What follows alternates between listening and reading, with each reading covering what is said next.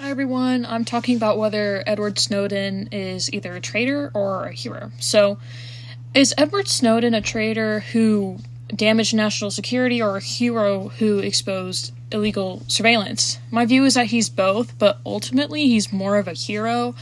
In my opinion, here's why. So, before Snowden released anything, the NSA was running surveillance programs that collected massive amounts of data from ordinary citizens like you and me. This wasn't like a targeted spy thing on criminals or foreign threats or anything like that. It was broad, and it was just sweeping millions of people under the rug, and none of this was known to anyone. Most of this was happening without public knowledge, without meaningful oversight. Even large parts of Congress fully didn't understand what was going on inside these programs like NSA. These surveillance programs Snowden exposed conflicted with the Fourth Amendment, which protects people's rights from unreasonable searches and seizures. To illegally collect someone's private data, the government needs a warrant or at least some sort of court-approved document or justification for this. But the NSA was gathering phone records, digital communication, metadata, and other information without warrants and individualized suspicion. So later on, the federal courts confirmed that some of these programs did violate the law. They were justified under secret interpretations of the legislation that the public never got to see or debate. So Snowden really wasn't exposing a gray area. He was exposing something that judges eventually ruled had crossed legal boundaries. In a democratic system, the government doesn't just get to expand its power secretly, especially when it affects the constitutional rights of a million people. If the government believes wider surveillance is necessary, it should have to explain that publicly, defend it legally, and let the citizens decide through elected representatives. Instead, the entire system was swept under the rug and kept quiet.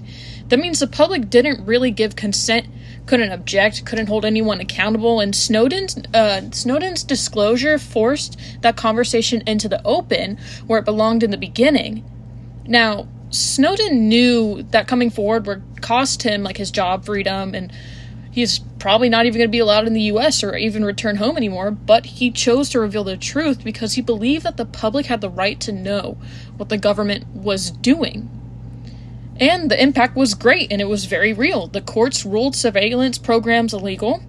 Congress limited some of the NSA's powers. Tech companies strengthened privacy protections. The public became aware of how easily digital information could be monitored. Those changes only happened because someone inside the system decided to expose what was kept hidden. Now, there's no denying that he broke the law by leaking classified documents. He went outside the chain of command and revealed intelligence methods. But from the government's perspective, that absolutely fits the definition of betraying an institution you swore to serve. But being disloyal to an agency is not the same as being disloyal to a country. And the government's actions that he revealed had crossed the line long before he did. So yes, in my opinion, I think that Snowden can seen both as a traitor and a hero.